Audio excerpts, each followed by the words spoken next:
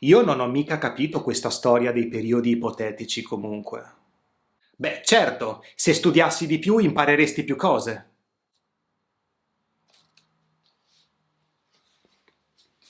Se fossi ricco, avrei quella bellissima casa che tanto desidero. Come promesso, nel video di oggi parliamo del secondo periodo ipotetico, il periodo della possibilità. Aumentiamo il livello di difficoltà. Nel video precedente abbiamo visto il periodo ipotetico della realtà, che indica una condizione certa o molto probabile. Per esempio, se prendi il treno arrivi a Bologna in 20 minuti. Questa è un'ipotesi certa. È certo che se prendi il treno arrivi a Bologna in 20 minuti. Se parti adesso arriverai in tempo. Ho usato il presente indicativo nella condizione e il futuro nella conseguenza. E ho usato il periodo ipotetico della realtà perché io percepisco la condizione come qualcosa di molto probabile. È molto probabile che la persona con cui parlo parta adesso. Oggi parliamo però del periodo ipotetico della possibilità. Se partissi adesso, arriveresti in tempo. Se partissi adesso, arriveresti in tempo. Questa è la costruzione del secondo periodo ipotetico. Usando questa costruzione, la condizione, se tu partissi adesso, è percepita come possibile, ma non molto probabile. Quindi c'è un livello di probabilità molto più basso. Se partissi adesso, arriveresti in tempo. Ma non so se questa persona partirà veramente adesso. Non ho la certezza che avevo nel primo periodo ipotetico. Se partissi adesso arriveresti in tempo. La costruzione è questa. Usiamo il congiuntivo imperfetto nella condizione, se tu partissi adesso, e il condizionale semplice nella conseguenza. Parliamo di periodo ipotetico della possibilità, quindi qualcosa che è possibile, ma non è poi così certo. Facciamo degli altri esempi insieme. Se tu mangiassi più verdura, saresti più in forma. La condizione è quella introdotta dal se. Se tu mangiassi più verdura, saresti più in forma. Congiuntivo imperfetto e condizionale semplice.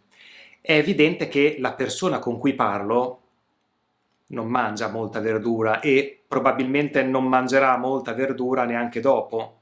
Forse sì, ma forse no. C'è una possibilità neanche così alta. Trasformando questa costruzione nel periodo ipotetico della realtà, potrei dire: se mangi più verdura, sarai più in forma. In questo caso io percepisco come molto probabile il fatto che mangerai la verdura. E c'è una corrispondenza certa fra la condizione e la conseguenza. La differenza è proprio nella percezione della realtà. Nel periodo ipotetico della realtà, il primo, la condizione è molto probabile. Se mangi verdura, sarai più in forma.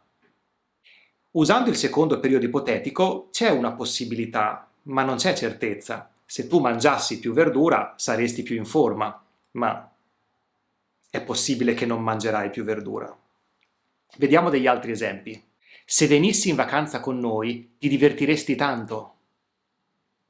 Anche in questo caso la condizione è possibile, ma non ho certezza che accada e non lo percepisco come qualcosa di molto probabile. Se venissi ti divertiresti, ma non so se verrai. Se vi svegliaste prima, non sareste sempre in ritardo. Sto parlando con persone che si svegliano sempre tardi ed esprimo quindi un'ipotesi che però è percepita come veramente poco probabile. Se vi svegliaste prima, non arrivereste sempre in ritardo. Parliamo di possibilità e si forma con il congiuntivo imperfetto nella protasi, nella condizione, e il condizionale semplice nella podosi e quindi nella conseguenza. Parliamo di possibilità. C'è un altro caso in cui usiamo questa costruzione. Alcune grammatiche inseriscono questa seconda opzione nel periodo ipotetico della in realtà, ma la costruzione appartiene al secondo periodo ipotetico, perché usiamo sempre il congiuntivo imperfetto e il condizionale semplice. Guarda questa frase. Se fossi un fiore, sarei un girasole. Se io fossi un fiore, sarei un girasole. Ho usato la stessa costruzione. Il congiuntivo imperfetto nella condizione e il condizionale semplice nella conseguenza. Però non è una cosa possibile. Io non sono un fiore e non sarò mai un fiore, ovviamente. Quindi non c'è possibilità, è impossibile. In questo caso non parliamo di possibilità, ma parliamo di immaginazione. La costruzione del secondo periodo ipotetico è usato anche per condizioni immaginarie, fantasiose, che sono impossibili nel presente, perché il riferimento è nel presente qui. Se io adesso fossi un fiore, adesso sarei un girasole. Stiamo parlando del tempo presente, anche se il congiuntivo è imperfetto, questo può trarre in inganno, ma il riferimento è nel presente. Se fossi in te, andrei in vacanza per un po'.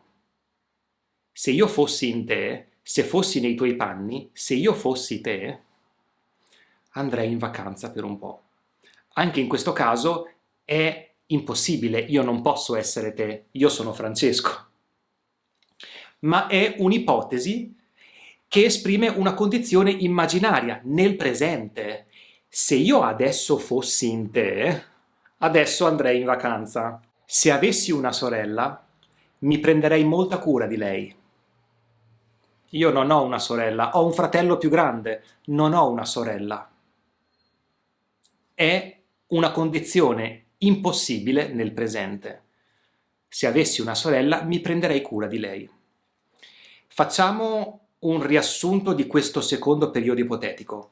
Prima di tutto, la costruzione. Il secondo periodo ipotetico si forma usando il congiuntivo imperfetto nella condizione, introdotta dal se, e il condizionale semplice nella conseguenza. Questa è la costruzione. Il secondo periodo ipotetico si usa per esprimere una condizione che è possibile, non molto probabile, ma possibile, quindi se ti svegliassi prima arriveresti in tempo. È possibile che tu ti svegli prima, ma non lo so. Non so se succederà. Quindi possibilità del presente. Ma è usato anche per esprimere impossibilità nel presente. Se fossi un fiore sarei un girasole. È impossibile. Non è possibile, non sono un fiore. Ma la costruzione è sempre quella. Bene, siamo arrivati al classico momento in cui tocca a te. Puoi scrivere delle frasi usando il secondo periodo ipotetico nella sezione dei commenti qui sotto. Se ti è piaciuto questo video e se ti è stato utile, ti ricordo che puoi mettere un like, condividerlo con le persone a cui potrebbe essere utile, puoi iscriverti al canale se non lo hai ancora fatto e ricordati di cliccare sulla campanella, così riceverai una notifica ogni volta che pubblico un video nuovo. Ci vediamo al prossimo video!